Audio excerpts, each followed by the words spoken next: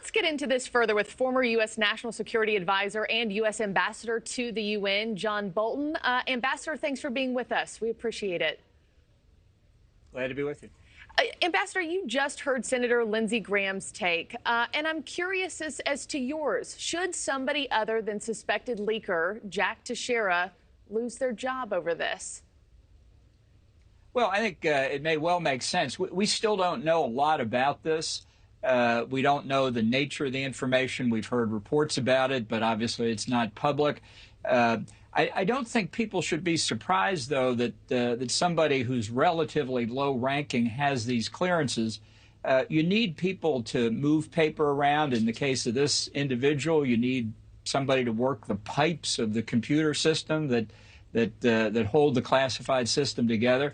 I think what we need more than anything else is better ways to detect security risks like this, which can come at any level. And the fact is, too many people do have access to classified information, but it also takes a lot to move it around. That's where the problem is in this particular leak. But I'm afraid there are many more out there. I worry about the lack of good investigation of people who get clearances. Yeah, I was reading the New York Times reporting over the weekend on this, and those in the military intelligence arena not being surprised at all that he had this kind of access. Sir, when you read the reports, all the reports that you have access to, take us into your brain, how you read them. What else do you not see about the leaking incident? What questions do you still have, and should senators be asking during their classified briefing later on this week? Well, I don't feel they should be restricted at all on what they go after. The pictures I've seen in newspapers of copies of the documents that were purportedly circulated around look to me like the kind of format the Pentagon uses in a variety of briefings about military situations. There are reports of other things in the documents that would not be so typical of the Pentagon.